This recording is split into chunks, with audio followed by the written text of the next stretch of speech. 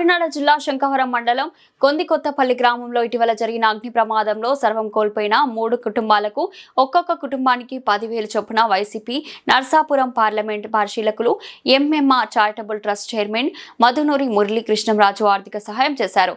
ఈ సందర్భంగా ఆయన బాధిత కుటుంబాలను పరామర్శించి ఓదార్చారు. ఈ సందర్భంగా ఆయన మీడియాతో మాట్లాడుతూ అగ్ని ప్రమాదంలో సర్వం కోల్పోయిన బాధిత కుటుంబాలకు కూటమి ప్రభుత్వం పట్టించుకోవడం దారుణమన్నారు. బాధితులకు తక్షణమే ఆర్థిక సహాయం చేసి పక్కా గృహాలు నిర్మించాలని ఆయన డిమాండ్ చేశారు. ఈ కార్యక్రమంలో మాజీ జెడ్పీటీసీ ఈగల అప్పారావు, సర్పంచ్ ఈగల విజయ దుర్గా రవికుమార్, వైఎస్ఆర్సీపీ సీనియర్ నాయకులు కోనబాబ్జీ, కొత్తపల్లి డాక్టర్ ఎడ్ల సత్యనారాయణ, బౌరువాక గ్రామ సర్పంచ్ దొడ్డి సత్యనారాయణ, గౌరంపేట సర్పంచ్ రామిశెట్టి యేసుబాబు, పెద్ద మల్లాపురం సర్పంచ్ దుర్గాభవని, సుంచెబాబు, గౌరంపేట ఎంపీటీసీ జువ్వల దొరబాబు, దాడి పృత్రయ్య, యాళ్ల యేసుబాబు, అంబటి గణేష్ తదితరులు పాల్గొన్నారు.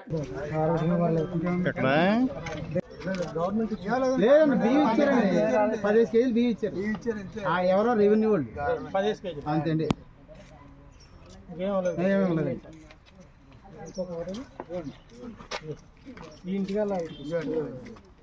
ఒకసారి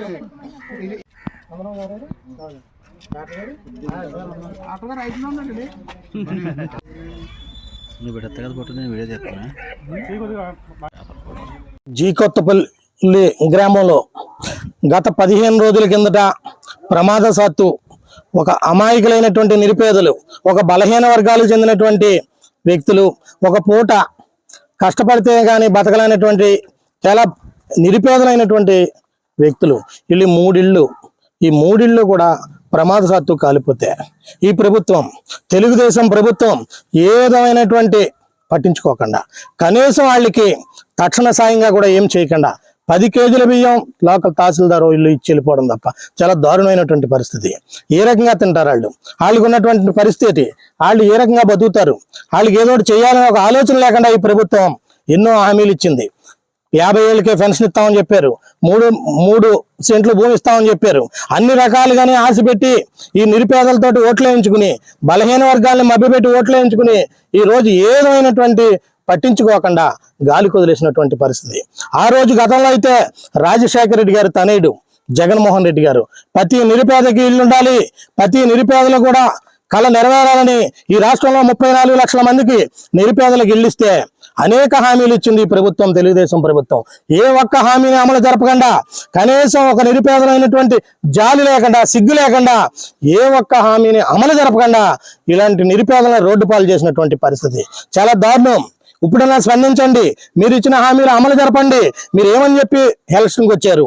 ప్రతి ఇలాంటి అమ్మలందరికీ కూడా 50 ఏళ్ళకే పెన్షన్ ఇస్తామని చెప్పారు. వీళ్ళందరూ ఎంతో ఆశపడుతున్నారు, ఎదురు చూస్తున్నారు. ఏ ఒక్క రూపాయి ఇవ్వలేదు.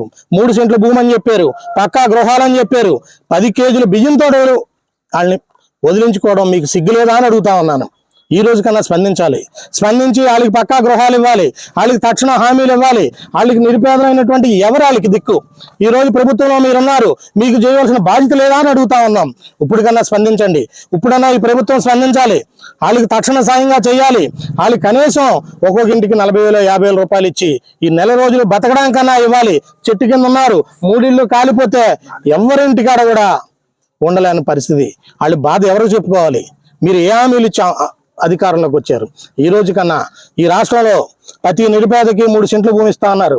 అందరికీ మీరు మభ్యపెట్టిన ఇలాంటి అభాగ్యుల కన్నా కూడా స్పందించాలని ఈ ప్రభుత్వాన్ని డిమాండ్ చేస్తా ఉన్నాం. లేని పక్షంలో తొందరలో జగన్మోహన్ రెడ్డి గారు అధికారంలోకి వస్తారు, వీళ్ళందరికీ న్యాయం జరుగుతుంది.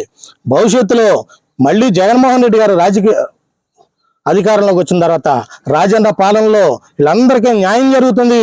ఆ రోజన్నా కూడా మీరు తగిన మూల్యం చెల్లించుకుంటారు.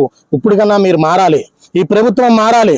మరి ఇలాంటి నిరుపేదలకు కూడా తక్షణ సాయం చేసి మీరు పక్కా పట్టాలు ఇచ్చి పక్కా గృహాలు కట్టించాలని మీ తెలుగుదేశం ప్రభుత్వాన్ని మేము డిమాండ్ చేస్తా ఉన్నాం. వైసీపీ నుండి మీరు ముద్రగడ గిరి గారు ఈ బాధ్యతల పరంగా వేరువేరుగా వచ్చారు. దీన్ని మీరు ఏ విధంగా చూడాలంటారు? మేము ఏ రకంగా వచ్చినా కూడా మేమందరం ఒకటే. ముద్రగడ గిరి గారి నాయకత్వంలో పనిచేస్తాం. ఈ జిల్లాలో దాడిశెట్టి రాజా గారి నాయకత్వంలో పనిచేస్తాం. రాష్ట్రంలో జగన్మోహన్ రెడ్డి గారి నాయకత్వంలో పనిచేస్తాం. నిరుపేదలు కదా అని ఆయన వచ్చిన టైంలో ఆయన వచ్చారు, మేము వచ్చాం. ప్రతి ఒక్కరూ సాయం చేయడంలో తప్పు లేదు. ఇది పార్టీలకు సంబంధం లేదు. వాళ్ళకి ఉన్నటువంటి అన్యాయం జరిగింది, వాళ్ళకి ఇక్కడ నష్టం జరిగింది, వాళ్ళకి ఎంతో కొంత సాయం చేయాలనే ఒక ఉద్దేశంతో వచ్చాం తప్ప గిరిగారు వచ్చినా మేము వచ్చినా పార్టీ అంతా ఒకటే.